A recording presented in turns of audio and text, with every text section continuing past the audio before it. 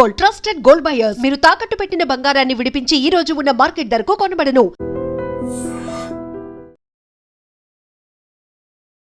నమస్తే, నేను Kavitha. Welcome to I dream news and నిజాలు. సీజ్ ఫైర్ ని నిరవధికంగా పొడిగిస్తున్నట్లుగా అమెరికా అధ్యక్షుడు డొనాల్డ్ ట్రంప్ అనౌన్స్ చేశారు. అది కూడా ఇరాన్ అడగక ముందే, ఈ గడువు ముగియక ముందే ప్రకటన డొనాల్డ్ ట్రంప్ నుంచి వచ్చింది. దీంతో పాటుగా రాబోయేటువంటి 72 గంటల్లో పీస్ టాక్స్ కూడా ఉండొచ్చు అనేటువంటి వార్తతో పాటుగా గతంలో ఇరాన్లో జరిగినటువంటి ప్రొటెస్టుల్లో అరెస్ట్ చేసినటువంటి 8 మంది మహిళల్ని నేను రిలీజ్ చేయాలని కోరాను, వాళ్ళందరినీ కూడా ఇరాన్ రిలీజ్ చేస్తోంది, అదొక హ్యాపీ న్యూస్ అనేటువంటి మాటను కూడా డొనాల్డ్ ట్రంప్ చెప్తున్నారు. ఇంత గందరగోళమైనటువంటి పరిస్థితుల్లో గతంలో అరెస్ట్ అయిన వారి గురించి డొనాల్డ్ ట్రంప్ ఇప్పుడు ఎందుకు మాట్లాడుతున్నారు, అడుగుతున్నారు. నెక్స్ట్ ఏం జరగబోతుంది? మనతో పాటుగా ఉన్నారు సీనియర్ జర్నలిస్ట్ సురేష్ కొచ్చతిల్ గారు. సార్ నమస్తే. సో ఇరాన్ అడగలేదు, ఇరాన్ అలాగే స్ట్రాంగ్ గా ఉంది, అలాగే నిలబడింది, గట్టిగా పోరాడుతోంది. బట్ ఈ శాంతి ఒప్పందంతో పాటుగా సీజ్ ఫైర్ కి సంబంధించి గడువుని ఇంకా పెంచుతున్నాము, అది కూడా ఇండెఫినెట్ గా ఉంటుంది. ఎందుకు ఇలాంటి ప్రకటన? ఒక సీజ్ ఫైర్ ఎప్పుడైనా అనౌన్స్ చేసినప్పుడు కవిత గారు, దానికి ఒక డెడ్ లైన్ ఉంటుంది. 2 వారాలు, నెలనో, 2 నెలలనో, 6 నెలలు ఒక డెడ్ లైన్ ఉంటుంది. సీజ్ ఫైర్ అన్ని అప్పుడు దాకా ఉంటుందని. ఇండెఫినెట్ సీజ్ ఫైర్ అనేది ఇప్పుడు ఉండదు. ఫస్ట్ టైం మనం ఒక అమెరికన్ ప్రెసిడెంట్ దగ్గర నుంచి వింటున్నాం. మీకు గుర్తుంటుంది, దీనికన్నా ముందు 6 సార్లు సీజ్ ఫైర్ పొడిగించిన మనిషి డొనాల్డ్ ట్రంప్. ఇది 7వసారి. ఆయన ఎప్పుడు అంటారు, నేను ఒకసారి అన్నారు సివిలైజేషన్ని మొత్తం మాయం చేసేస్తాను, మళ్ళీ అన్నారు నేను మొత్తం బాంబులు ప్రతి మన రిఫైనరీని, పవర్ ప్లాంట్ని, రోడ్లని, బ్రిడ్జ్ని మొత్తం కొట్టేస్తా అన్నారు. దీనికన్నా ముందు కూడా చెప్పారు, ఈసారి కూడా చెప్పారు. సీజ్ ఫైర్ ఏ రోజు అయిపోతుందో ఆ రోజు ఇరాన్ సంతకం పెట్టకపోతే అంతే సంగతి. ఇప్పుడు ప్రెసిడెంట్ ట్రంప్ స్టేట్ చాలా వీక్గా అయిపోయింది. ఎందుకంటే మీరు అమెరికాలో ఉన్న పొలిటికల్ కామెంటరీ వింటే మీకు అర్థమైపోతుంది, ప్రెసిడెంట్ ట్రంప్కి దీని నుంచి బయటపడడానికి ఛాన్సే లేదు. ఇప్పుడు ఆయన ఏమనుకున్నారంటే పాకిస్తాన్ దీనికి ఇరాన్ని తీసుకొచ్చి కూర్చోబెట్టి మాట్లాడి సంతకం పెట్టేస్తున్నా అనుకున్నారు, ఎస్పెషలీ యురేనియం మీద, స్ట్రెయిట్ ఆఫ్ హార్మస్ మీద. కానీ ఇరాన్ ఉల్టా గేమ్ ఆడారు. ఇరాన్కి ఒక లాజిక్ ఉంది, ఈ యుద్ధంలో మేము ఎన్ని రోజులైనా వీ కెన్ డ్రాగ్ ఇట్, ఎన్ని రోజులను గుంజుకొని తీసుకెళ్ళచ్చు మేము. దీనికి ఒక కారణం ఉంది. ఇరాన్ ఇరాక్ యుద్ధం జరిగినప్పుడు సద్దాం హుసేన్తో 8 సంవత్సరాలు ఇరాన్ యుద్ధంలో వాళ్ళు అన్ని నష్టాలు సహించారు, చాలా మటుకు. I think almost 10 million people were killed, 10 million మంది చనిపోయారు ఆ యుద్ధంలో. ఇరాన్ ఎకానమీ మొత్తం ధ్వంసం అయిపోయింది. కానీ ఇరాన్ అప్పుడు కూడా బయటపడ్డారు. వాళ్ళు గెలవలేదు, ఎవరు గెలవలేదు అంటే, కానీ దే సర్వైవ్డ్. వాళ్ళు ఏమంటున్నారంటే ఇదైతే 55 రోజులే అయినాయి కదా, మేమైతే అక్కడ 8 సంవత్సరాలు మేము పోరాటం చేస్తాం, ఇస్ నథింగ్. అమెరికా ఏమనుకుంటున్నారంటే, ఇరాన్ ఫస్ట్ వాళ్ళు అనుకున్నారు ఇరాన్ మీద ఎయిర్ క్యాంపెయిన్ చేసిన తర్వాత నేవల్ క్యాంపెయిన్ చేస్తే ఇరానియన్ రెజీమ్ పడిపోతుంది, ఇరాన్ సరెండర్ అయిపోతారు. అది జరగలేదు, మనకు అందరు తెలిసిందే. జరగలేదు ఒకటే కాదు, ఇరాన్ దాని నుంచి ఒక అసిమెట్రిక్ వార్ఫేర్ వాళ్ళు ఆడారు, మన అందరు చూసాం, డ్రోన్లతో సహా, మిసైల్తో సహా. అమెరికా కూడా వాళ్ళ టెక్నాలజీ యూజ్ చేసి ఇరాన్ మీద కావాలన్నా ఆల్మోస్ట్ 11,500 రైడ్స్ చేశారు, అటాక్స్ ఇజ్రాయెల్తో. దాంతో 3,000 అటాక్స్ ఇజ్రాయెల్ చేశారు, 8,000 అమెరికా వాళ్ళు చేశారు. అమెరికా దగ్గర ఇప్పుడున్న లేటెస్ట్ పెంటగన్ బ్రీఫింగ్లో కూడా వాళ్ళు డినై చేయలేదు, కానీ చాలా క్లియర్గా ఏం చెప్తున్నారంటే మా దగ్గర ఇప్పుడు స్టాక్ పైల్స్, అంటే మా దగ్గర ఉన్న మిసైల్, మా వేర్ హౌస్లో ఉన్న మిసైల్స్ అన్ని తగ్గిపోయింది, క్వాంటిటీ తగ్గింది, దాని ప్రొడక్షన్ నడుస్తుంది. మాకు ఇంకొక 2-3 వారాలు కావాలి ఫుల్ లోడ్ తీసుకోవడానికి. నెక్స్ట్ ఒక యుద్ధం ఉంటే మా దగ్గర అన్ని ఆయుధాలు లేవు, అయితే అడ్డుకోవడానికి, లేకుంటే అఫెన్సివ్ ఆర్ డిఫెన్సివ్. సో దానికి మాకు 2-3 వారాలు కావాలి. దానికోసం ప్రెసిడెంట్ ట్రంప్ ఈ సీజ్ ఫైర్ ఎక్స్టెండ్ చేశారని అమెరికాలో ఉన్న డిఫెన్స్ అనలిస్ట్ చేస్తున్న కామెంటరీ. బహుశా అది కరెక్ట్ ఉండొచ్చు, ఎందుకంటే దీనికన్నా ముందు కూడా అమెరికా చెప్పారు మా దగ్గర స్టాక్ పైల్ తగ్గిందని. పీట్ హెస్గెత్ని ఒక ప్రెస్ కాన్ఫరెన్స్లో అడిగారు, ఆయన డైరెక్ట్లీ డినై చేయలేదు, మా దగ్గర కావాల్సినంత మా దగ్గర ఉందన్నారు. But that is not a real answer అన్నమాట. ప్రెసిడెంట్ ట్రంప్ ఇప్పుడు ఈ సీజ్ ఫైర్ని పొడిగించారు. ఇరాన్ అంటున్నారు మేము అడగలేదు. At the same time America blockade చేస్తున్నారు గల్ఫ్ ఆఫ్ ఒమాన్లో, అరేబియన్ సీలో మా షిప్స్ మీద దాడి చేస్తున్నారు, మా షిప్స్ని క్యాప్చర్ చేస్తున్నారు. సో మేము ఈ సీజ్ ఫైర్ని అంగీకరించాము. అమెరికానే we will not allow straight of Hormuz to be open. In fact yesterday మీకు గుర్తుంటుంది, దానికన్నా 2 రోజుల ముందు ఒక 2 ఇండియన్ షిప్స్ మీద దాడి చేశారు ఇరానియన్ రెవల్యూషనరీ గార్డ్. నిన్న 3 షిప్ల మీద దాడి చేశారు. దాంట్లో 2 వాళ్ళు క్యాప్చర్ చేసుకొని బందర్ అబ్బాస్కి తీసుకెళ్లారు, వాళ్ళ main port strait of Hormuz అవతల. So they have taken it to Bandar Abbas. కానీ యుఎస్ రియాక్ట్ కావట్లేదు. నిన్నదాకా ప్రెసిడెంట్ ట్రంప్ ఏ ప్రెస్ కాన్ఫరెన్స్లో అయినా చెప్తుంటారు ఇరాన్ లీడర్షిప్ లేదు, మేము మొత్తం లీడర్షిప్ని ధ్వంసం చేశాం. ఇప్పుడు ఆయన అంటున్నారు చేసిన పాసిబిలిటీ తప్పైంది మా దగ్గర, ఎందుకంటే మాకు మాట్లాడడానికి ఇప్పుడు ఎవరు లేరు మా దగ్గర, ఎవరితో మాట్లాడాలని మాకు అర్థం కావట్లేదు. వాళ్ళ దగ్గర ఉన్నది 3, వాళ్ళ ప్రెసిడెంట్ పెస్కేసియన్, గాలిబాఫ్ వాళ్ళ స్పీకర్, అండ్ అరగాచి వాళ్ళ ఫారెన్ మినిస్టర్. వీళ్ళు 3 ఉన్నారు. కానీ మీ 3లో it is the speaker of the parliament, okay, Ghalibaf. ఆయనే డిసిషన్ తీసుకోవడానికి కొంచెం కేపబుల్ ఉన్నారు, ఎందుకంటే ఆయన ఫార్మర్ ఐఆర్జీసీ సీనియర్ కమాండర్ ఆయన. కానీ ఆయన కూడా they have to check with IRGC. So ఇరాన్లో ఏం జరిగిందంటే అక్కడున్న రిలీజియస్ లీడర్స్ని ఐఆర్జీసీ పక్కన పెట్టి ఐఆర్జీసీ హస్ టేకన్ ఓవర్. దీనికన్నా ముందు కూడా మనం ఈ యుద్ధం మొదలైనప్పుడు ఫస్ట్ సెకండ్ వీక్లో ఐఆర్జీసీ స్ట్రక్చర్ గురించి మాట్లాడాం. 1979లో ఇరానియన్ రెవల్యూషన్ జరిగినప్పుడు అప్పుడున్న ఇరానియన్ ఆర్మీ, ఇప్పుడు కూడా ఉన్నారు వాళ్ళు, ఆల్మోస్ట్ 6 లక్షల మంది ఉన్నారు. ఇరానియన్ ఆర్మీకి ట్రైనింగ్ ఇచ్చిందంతా యుఎస్ చాలా సంవత్సరాల నుంచి. షా ఆఫ్ ఇరాన్ ఉన్నారు అప్పుడు, రజా పేల్వి, ట్రైనింగ్ మొత్తం యుఎస్ ఇస్తున్నారు, యుఎస్ ఆర్మీ. సో ఖొమేనీకి డౌట్ ఉండే ఈ యుఎస్ ఆర్మీ ట్రైనింగ్ ఇచ్చిన ఇరానియన్ ఆర్మీ మా మీద రేపు ఒక కూ చేసేస్తారు, మమ్మల్ని తీసి పక్కన పడేస్తారు, మమ్మల్ని చంపేస్తారు కావాలంటే. ఖొమేనీకి ఒక డౌట్ ఉండే. ఆయన ఒక కొత్త ఆర్మీని రైజ్ చేసిండు, that is IRGC, Iran revolutionary guard corps. ఆ ఐఆర్జీసీలో 150,000 మంది ఉన్నారు. వాళ్ళతో పాటు కూడా మనం మాట్లాడడం దేనికన్నా ముందు బసీజ్ అని చెప్పి వాళ్ళ దగ్గర ఒక పారామిలిటరీ ఫోర్స్ ఉంటుంది. వాళ్ళు మోటార్ సైకిల్ మీద తిరుగుతారు. ఎవరైనా మహిళలు హిజాబ్ కరెక్ట్గా వేసుకోలేదంటే వారిని చంపేస్తారు. ఎవరైనా ఇండిపెండెంట్గా రోడ్డు మీద నడుస్తున్నా అంటే వాళ్ళని కూడా కొడతారు, అన్నీ చేస్తారు వాళ్ళు. They are like a moral brigade అన్నమాట ఐఆర్జీసీ కోసం. సో ఈ ఐఆర్జీసీకి ఆయుధాలు కానీ, లేటెస్ట్ వెపనరీ కానీ, లేటెస్ట్ టెక్నాలజీ అంతా ఇచ్చారు ఇరానియన్ రెజీమ్. అదే టైంలో ఇరానియన్ ఆర్మీకి ఇవ్వలేదు. ఇరానియన్ ఆర్మీ అనేది 40 నుంచి 50% మంది, ఆల్మోస్ట్ హాఫ్ కాన్స్క్రిప్ట్స్ అంటారు మనం. అది ఫోర్సిబుల్లీ మీరు రోడ్ మీద నడుస్తుంటే మిమ్మల్ని పట్టుకుపోయి ఆర్మీలో వేసేస్తారు. Okay, forcible. ఇది మన సెకండ్ వరల్డ్ వార్ కూడా నడిచింది, ఫోర్సిబుల్ కన్స్క్రిప్షన్. అది తర్వాత మనం చూసాం యూక్రెయిన్లో కూడా ఉండే కొంచెం మటుకు. రష్యాలో జరిగిందంటున్నారు తెలియదు, కానీ మన వైపు నుంచి కొంత ఇండియన్స్ తీసుకెళ్ళి అక్కడ ఆర్మీలో జాయిన్ చెప్పి కొంతమంది చనిపోయారు కూడా. కన్స్క్రిప్షన్ అనేది సెకండ్ వరల్డ్ వార్ నుంచే వస్తుంది. అది ఈ కన్స్క్రిప్ట్స్ ఎప్పుడు వాళ్ళ ఓపెన్ మైండ్తోనే వెళ్ళలేదు, వాళ్ళని ఎవడో తీసుకెళ్ళి గుంజి దాంట్లో పడేశారు అంతే, ఫోర్సిబుల్గా.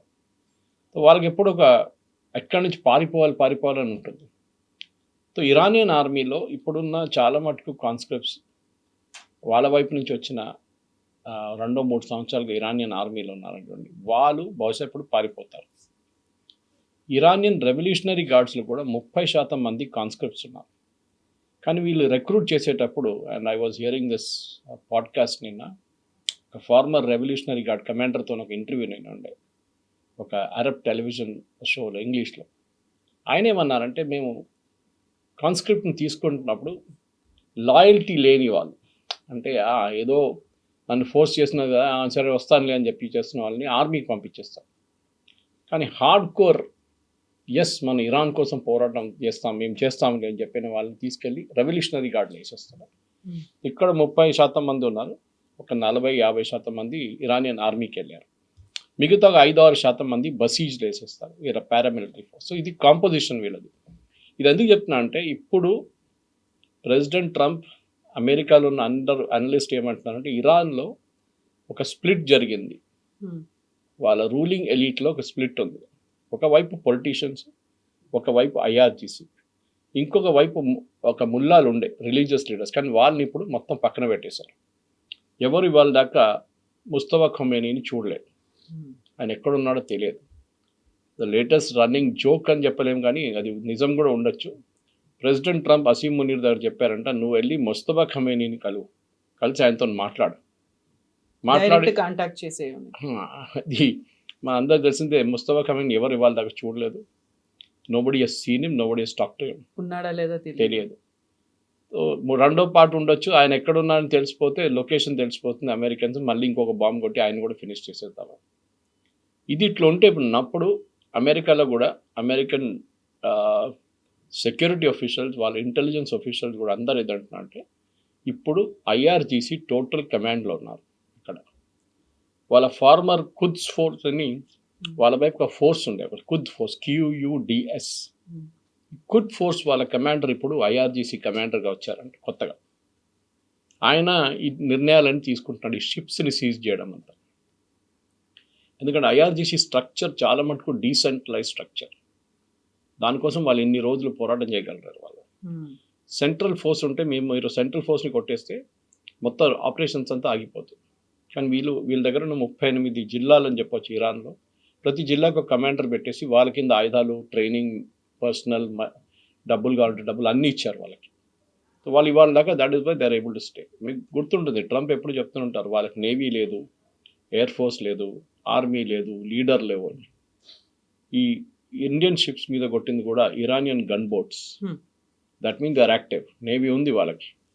అది అటువైపు నిన్న కొట్టిన 2 షిప్ మీద కూడా ఇరానియన్ గన్ బోట్స్ చేశారు. అండ్ ప్రెస్ స్టేట్మెంట్లో చాలా క్లియర్గా ఐఆర్జీసీ చెప్తున్నారు, ఇరానియన్ నేవీ అని చెప్తున్నారు కావాలని చెప్పి. సో నేవీ ఉందా అంటే ఎస్, నేవీ ఇస్ దేర్. అది ఎవరు నడిపిస్తున్నారో తెలియదు. యుఎస్ ఎందుకు ఏం చేయకుండా కూర్చున్నారు ఈ షిప్స్ మీద దాడి చేస్తున్నప్పుడు? Why is US not protecting the ships? అదొక పెద్ద ప్రశ్నగా మారిపోయింది.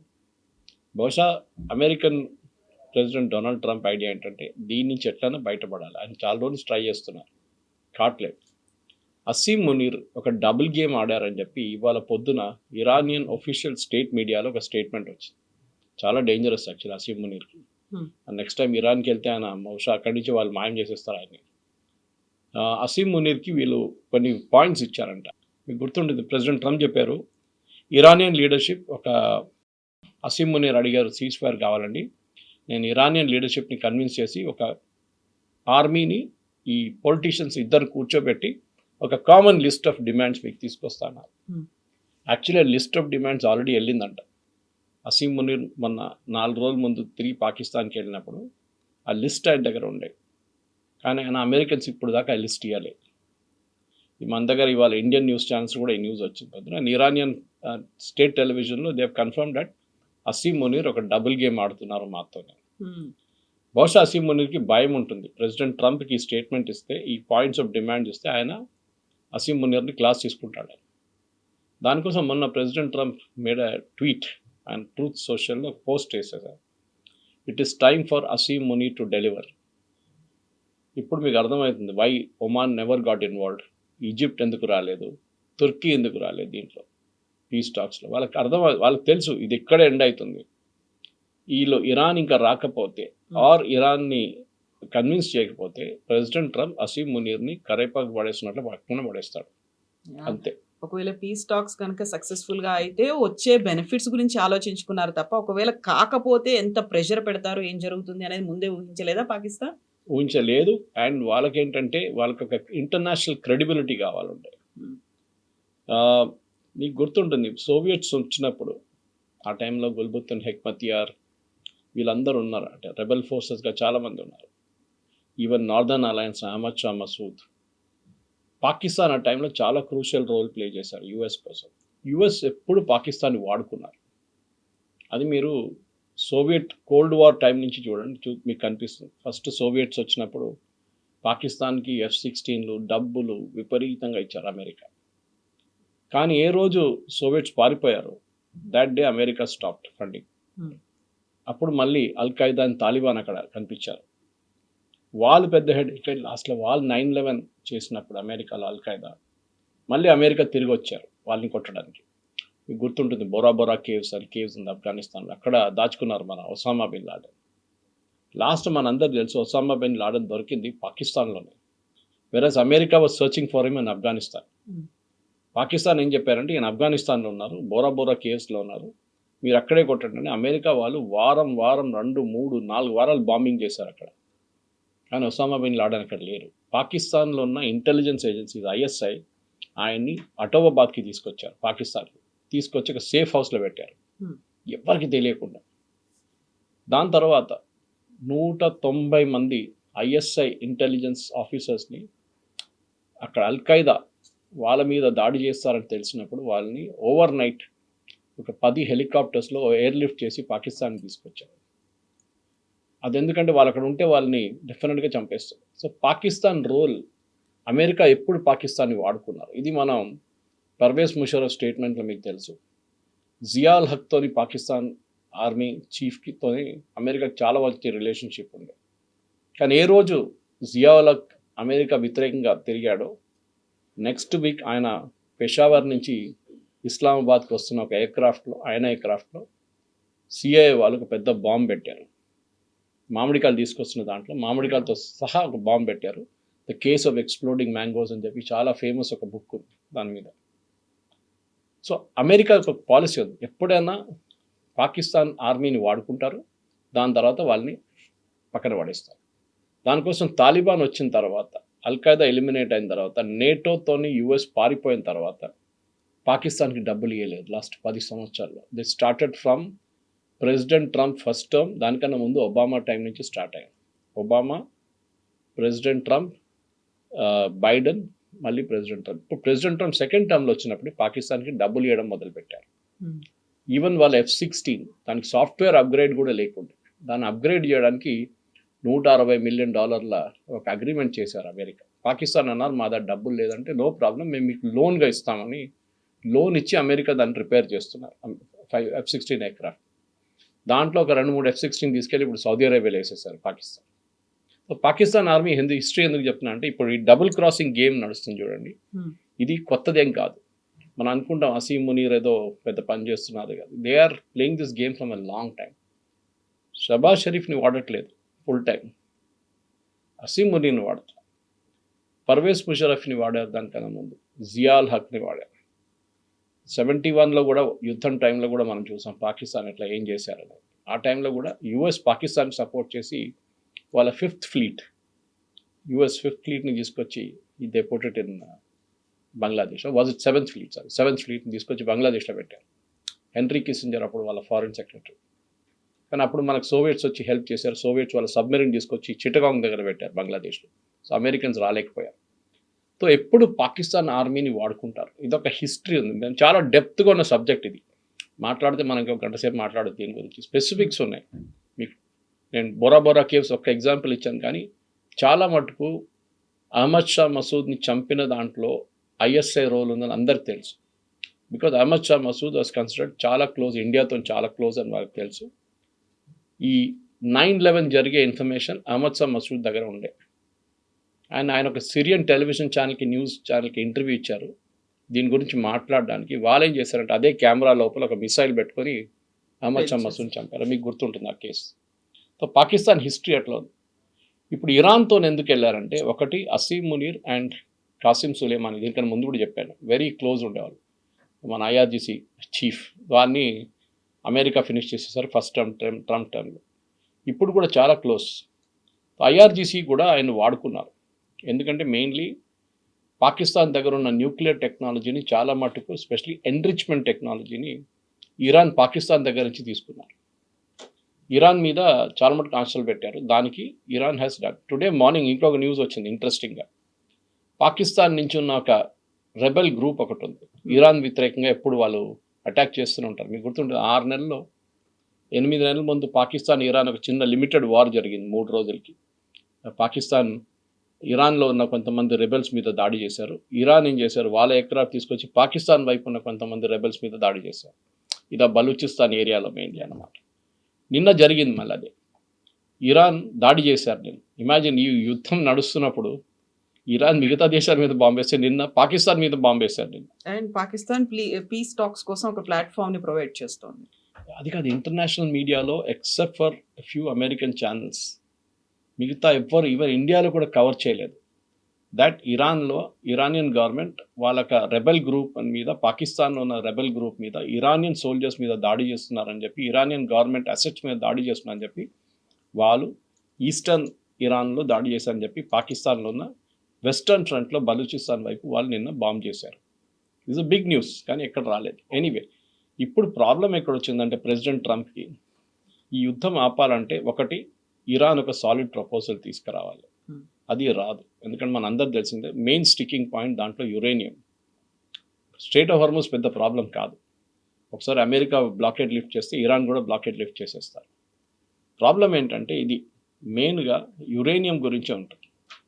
యురేనియం మనకు అందరు తెలిసిందే, ప్రెసిడెంట్ ఒబామా టైంలో జేసీపీ అగ్రిమెంట్లో 20 సంవత్సరాలని చెప్పారు, లాస్ట్ 10 సంవత్సరాలకి, దట్ ఈస్ ఫ్రమ్ 2015 to 2025 వీళ్ళు యురేనియం 3.67% ఎన్రిచ్మెంట్ కన్నా కింద ఉంచుకుంటారని ఒక సంతకం ఒప్పందం చేశారు.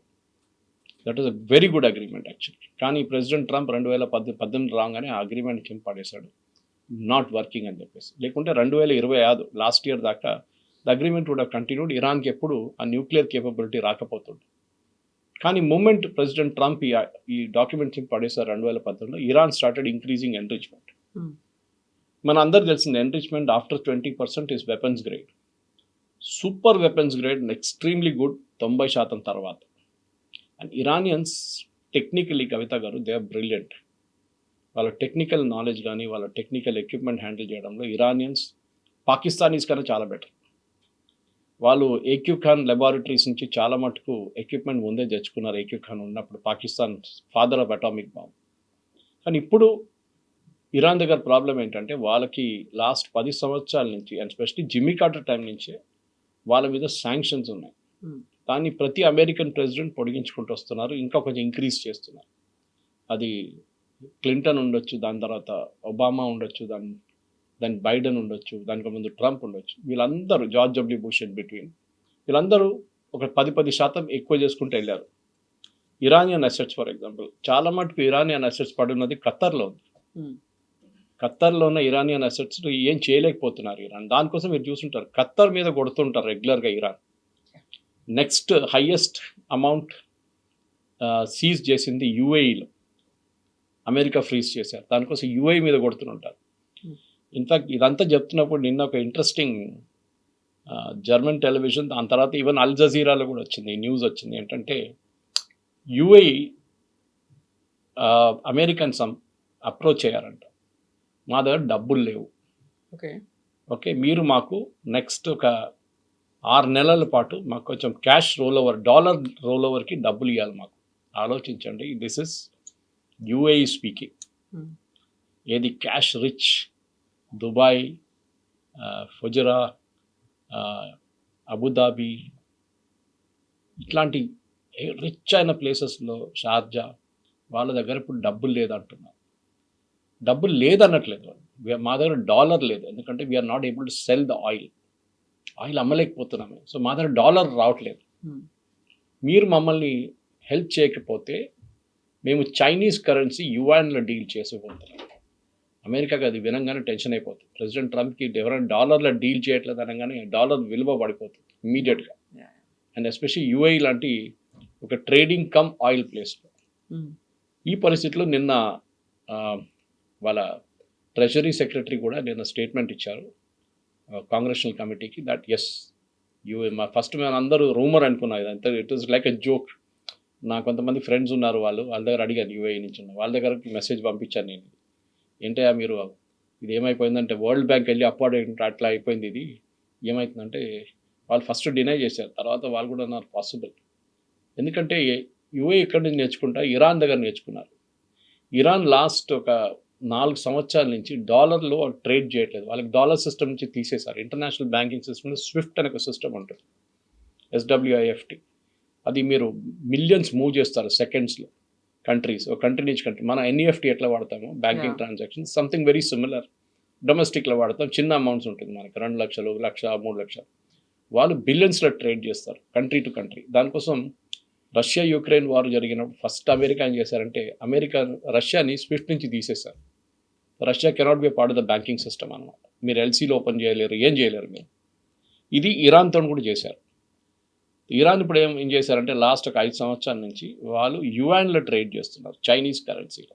కోసం మీకు చెప్పాను దీన్ని ఎట్లా చేస్తారు వాళ్ళు ఏం చేస్తారంటే యువాన్లో పేమెంట్ తీసుకుంటారు, తీసుకొని వాళ్ళు దాన్ని కన్వర్ట్ చేయాల్సి వస్తుంది. ఇంటర్నేషనల్ లెవెల్లో ఏదైనా కరెన్సీలో కన్వర్ట్ చేయాలి. Yuan is not internationally convertible. వాళ్ళు ఏం చేస్తారు, యువాన్ డబ్బులంతా రష్యాకి అప్పగిచ్చేశారు. రష్యా ఏం చేశారు, దాన్ని కన్వర్ట్ చేసి కమిషన్ తీసుకొని దాన్ని క్రిప్టో కరెన్సీగా ఇరాన్కి మళ్ళీ పంపించారు. ఇరాన్ క్రిప్టో కరెన్సీ పెట్టుకొని వాళ్ళకి కావాల్సిన సరుకులను తెప్పించుకున్నారు. ఇది జరుగుతుందన్నమాట. సో అదే గేమ్ ఇప్పుడు యుఏఈ కూడా ఆలోచిస్తున్నారు. Rumour is that even Saudi Arabia అన్నారంట, మాకు కూడా డాలర్లు కావాలి, మా డాలర్ లేవు, అయిపోయిన డాలర్లన్నీ. లేకుంటే వాళ్ళ దగ్గర ఇంటర్నేషనల్ అసెట్స్ అన్ని అమ్ముకోవాల్సి వస్తుంది. వాళ్ళు ఇక్కడ బయట సూపర్ మార్కెట్లు కొనుక్కున్నారు, పెద్ద పెద్ద అపార్ట్మెంట్లు కొనుక్కున్నారు, చాలా చోట్ల పెట్టుబడి పెట్టారు. Stock market, US stock market, స్టార్టప్స్లో అక్కడ యుఎస్లో అదంతా వాళ్ళు అమ్ముకోవాల్సి వస్తుంది నెక్స్ట్. సో ఒక మెయిన్ లాజిక్ ఏమి యూజ్ చేస్తున్నా అంటే నెక్స్ట్ 3 నెలలు ఈ క్రైసిస్ నడుస్తుంటే అన్నిటికంటే పెద్ద బెనిఫిషరీ కావబోతుంది రష్యా. ఆలోచించారు, Russia is not in the oil system, కానీ ఇప్పుడు కూడా యుఎస్ వాళ్ళకి వేవర్ ఇచ్చారు మళ్ళీ కొత్తగా, మీరు అమ్ముకోండి ఇంటర్నేషనల్ మార్కెట్. రష్యా ఇప్పుడు $101 పర్ బ్యారెల్ అమ్ముతున్నారు, పర్ బ్యారెల్. వాళ్ళు $40 మనకు అమ్ముతుండే క్రైసిస్ టైంలో, వాళ్ళు బ్యాన్ చేసినారు. ఆలోచించండి, $60 ఎక్కువ. 6 నెలల పాటు ఈ యుద్ధం ఇంకా పొడిగిస్తే రష్యాకి ఇప్పుడు దాకా యుద్ధంలో, యుక్రెయిన్ యుద్ధంలో జరిగిన ఖర్చు అంతా they can write of. That is a kind of, మనం ఒట్టిగా ఏదో యుద్ధం జరుగుతుంది అక్కడ వెస్ట్ ఏషియాలో స్ట్రెయిట్ ఆఫ్ హార్మస్ కాదు, చాలా పెద్ద ఒక పొలిటికల్ గేమ్ ఉంది. ఒకవైపు చైనా, వాళ్ళు కూడా గేమ్ చాలా కేర్ఫుల్గా చూస్తున్నారు. వాళ్ళు ఆయిల్ ఇరాన్ దగ్గర నుంచి తీసుకుంటారు, ఇరాన్కి వాళ్ళు డబ్బులు ఇయ్యరు, ఇరాన్కి ఇచ్చేది వాళ్ళు ఆయుధాలు ఇస్తున్నారు. మొన్న ఒక షిప్ని బోర్డ్ చేశారు యుఎస్ మెరైన్స్, దాంట్లో ర్యాపెల్ చేసి కిందకి వచ్చి ఆ షిప్ని సీజ్ చేసుకున్నారు. ప్రెసిడెంట్ ట్రంప్ అన్నారు, we found some very interesting things, I didn't expect Xi Jinping to do this అన్నారు. అంటే నేను జీ జింగ్పిన్ ఇట్లా చేస్తారని ఎప్పుడు అనుకోలేదు. ఇప్పుడు న్యూస్ రిపోర్ట్స్ ఏమొస్తుందంటే దాంట్లో ఆయుధాలకు కావాల్సిన కెమికల్, అంటే మిసైల్స్కి, డ్రోన్స్కి కావాల్సిన కెమికల్ని చైనా పంపిస్తున్నారంట, అది కంటైనర్స్లో, అది పట్టుకున్నారు ఇప్పుడు యుఎస్. దానికోసం చైనీస్ స్పోక్స్ పర్సన్ నిన్న ఒక స్టేట్మెంట్ ఇచ్చారు బీజింగ్లో, దట్ దిస్ యుద్ధాన్ని ఇప్పుడు ఇమ్మీడియట్గా ఆపాలి, మా షిప్ని మీరు బోర్డ్ చేసింది international piracy, it is not correct అని చెప్పేసి. చూద్దాం, కానీ నా అంచనా ప్రకారం ఇది ఇంకా కాంప్లికేటెడ్ అయిపోతుంది. ప్రెసిడెంట్ ట్రంప్ చాలా వీక్ పొజిషన్లో ఉన్నారు ఇప్పుడు. మీరు చూడండి, ఆయన బాడీ లాంగ్వేజ్ కూడా, ఆయన రోజుకి ఒక 10 ట్వీట్లు చేస్తుండే, ఇప్పుడు ఆ ట్వీట్లు అన్నీ తగ్గిపోయినాయి చాలా మటుకు. Is not tweeting much. A tweet చేసినా కానీ అది 2-3 లైన్లో 4 లైన్లో, మీరు చెప్పినట్లు 8 ఇరానియన్ మహిళలను నేనే రక్షించాను. ఇరాన్ అంటున్నారు, ఎవరు మహిళలు, ఎవరు ఎక్కడ, ఎవరు ఎగ్జిక్యూషన్, మేము ఏం చేయలేదు, మేము అనౌన్స్ జనవరిలో అయిపోయింది, ఇప్పుడు ఎందుకు మాట్లాడుతున్నారు. సో వాళ్ళు కూడా అంటున్నారు, అంటే ఆయన he wants to stay relevant. American ప్రజలు అడుగుతున్నారు. అమెరికాలో మిడ్ టర్మ్ పోల్స్కి క్యాండిడేట్ సెలెక్షన్ ఇంకా 2-3 నెలల్లో మొదలైపోతుంది. ఆల్రెడీ వర్జీనియా లాంటి ప్లేసెస్లో నిన్న కొన్ని సీట్స్ ఇంక్రీజ్ చేసుకున్నారు, మీరు చూసుంటారు. దాని వ్యతిరేకంగా కూడా ఆయన ట్వీట్ చేశారు. ఓకే, వర్జీనియాలో రిపబ్లికన్స్ పొద్దున్నుంచే గెలుస్తున్నారు, సాయంత్రం దాకా కాగానే డెమోక్రాట్స్ గెలిచారు, ఇదంతా ఓట్ చోరీ అని చెప్పి ఆయన కూడా ఒక ఓట్ చోరీ అక్కడ పెట్టాడు. వాళ్ళ కౌంటింగ్ సాయంత్రం నుంచే మొదలవుతుంది, ఈయన పొద్దున్నుంచే మొదలైంది అంటున్నాడు కౌంటింగ్. ఎనీవే, అది వాళ్ళ లోకల్ పాలిటిక్స్, కానీ అది పెద్ద politics. Number of seats increase చేస్తున్నాం, మన డీలిమిటేషన్ లాగా. They are increasing the number of seats ప్రతి స్టేట్లో, యుఎస్ స్టేట్లో. అది ఫైనల్ అవుట్కమ్లో మీ కాంగ్రెషనల్ పోల్స్లో చాలా మటుకు పెద్ద రోల్ ప్లే చేయబోతున్నారు అన్నమాట. ఇప్పుడు ప్రెసిడెంట్ ట్రంప్ మీరు చూడండి, లాస్ట్ 3 రోజుల్లో is unusually very quiet. President Trump is more interested in the ballroom అంటున్నాడు. అక్కడ బాల్ రూమ్ రీకన్స్ట్రక్షన్ నడుస్తుంది వైట్ హౌస్లో, దాని మీద ఆయనకి ఎక్కువ ఇంట్రెస్ట్ ఉంది, యుద్ధంలో ఉన్న ఇంట్రెస్ట్ అంతా పోయింది అంటున్నారు. ఆయన బేసిక్లీ బయటపడాలి దీని నుంచి. జేడీ వ్యాన్స్ ఎక్కువ మాట్లాడలేదు, మార్కో రూబియో మాట్లాడలేదు. The only 2 people are speaking is Trump are Pete హెస్కెల్, వాళ్ళ వార్ సెక్రటరీ. ఇంకా ఇది ఎక్కడికి వెళ్తుందో మనకు తెలియదు బహుశా, కానీ ట్రంప్ డెఫినెట్లీ యుద్ధం ఓడిపోయారు అమెరికా, దాంట్లో డౌట్ లేదు. ఎస్, ఇరాన్ మీద ప్రెషర్ ఉంది, నేను చెప్పాను చూడండి. ఇరాన్ ఆయిల్ ఫీల్డ్స్ వస్తున్న ఆయిల్ అంతా కర్గ్ ఐలాండ్ ట్యాంక్స్లో ఫుల్ అయిపోయింది. అది దీనికన్నా ముందు కూడా మనం మాట్లాడాం, second week third week spoke about this. ఇరాన్లో ఉన్న షిప్స్ వచ్చి ఆయిల్ తీసుకెళ్ళకపోతే ఆ ట్యాంక్స్ ఫుల్ అయిపోతుంది. ఇరాన్లో ఉన్న ప్రతి ఆయిల్ ఫీల్డ్ నుంచి ఉన్న పైప్ చేస్తున్న అన్ని కర్గ్ ఐలాండ్కి వస్తుంది. ఇది ఫుల్ అయిపోతే ట్యాంక్ బ్యాక్ ఫ్లో మొదలవుతుంది. అంటే ఇదే క్రూడ్ ఆయిల్ మళ్ళీ రిటర్న్ పైపులకి వెళ్ళిపోతుంది, ఆ పైప్ నుంచి మళ్ళీ వెల్కి వెళ్ళిపోతుంది. అప్పుడు వెల్ మొత్తం డ్యామేజ్ అయిపోతుంది, ప్రెషర్ ఎక్కువై ఎక్స్ప్లోడ్ కూడా కావచ్చు, మట్టి కూడా మొత్తం దాని లోపల పడిపోతుంది. That well cannot be used again. Possibly నేను అనుకుంటాను ప్రెసిడెంట్ ట్రంప్ గేమ్ ఇది. ఇంకో 2-3 రోజుల్లో ట్యాంక్స్ ఆర్ ఫుల్, ఈ బ్యాక్ ఫ్లో మొదలైతే ఇరాన్ డెఫినెట్గా ఏదో ఒక ప్రపోజల్ తీసుకొస్తారు ట్రంప్ దగ్గర. కాకపోతే ఇంకొక ఆప్షన్ ఉంది, which is a very dangerous option. Iran ఏం చేస్తారంటే వాళ్ళ దగ్గర ఉన్న క్రూడ్ మొత్తం కర్గ్ ఐలాండ్ నుంచి ఓపెన్ చేసి పర్షియన్ గల్ఫ్లో పడేస్తారు. ఓషన్లోకి వెళ్ళిపోతుంది. It will damage the entire Persian Gulf, Strait of Hormuz, Arabian Sea దాకా, గల్ఫ్ ఆఫ్ ఒమాన్ నుంచి అరేబియన్ సీ దాకా దాని ఇంపాక్ట్ ఉంటుంది, ఎన్వైరన్మెంటల్ ఇంపాక్ట్ ఉంటుంది. సో అది ఒకటి గ్యాస్ వెల్స్ ప్రాబ్లం అయిపోతుంది ఖతార్ వైపు, ఇరాన్ వైపు ఉన్న గ్యాస్ వెల్స్ కూడా ఇంపాక్ట్ అవుతుంది. క్రూడ్ ఆయిల్ ఇంకో వైపు నుంచి పంపింగ్ బంద్ చేయాల్సి వస్తుంది. ఇది అప్పుడు చాలా డేంజరస్ అయిపోతుంది సిచ్యువేషన్. అది కాకూడదని మనం ప్రార్థిస్తుంది, ఎందుకంటే దాంతో అయితే దాన్ని it's become very very dangerous even for India. Environment is definite. Environment ఒకటే కాదు, environment first thing, that the first casualty. అది కాకుండా పంపింగ్ కూడా ఆగిపోతుంది చాలా మటుకు చాలా ప్లేసెస్లో. It is like a floating, మీరు ఒక ఫ్యూయల్ ఫ్లోర్ మీద వేసేసి దాన్ని మంట పెట్టేస్తే it will catch fire. It is exactly like that, spread అవుతుంది. దట్ వాట్ విల్ హ్యాపెన్ అన్నమాట. Yes, sir. Thank you so much. Thank you very much. Thank you.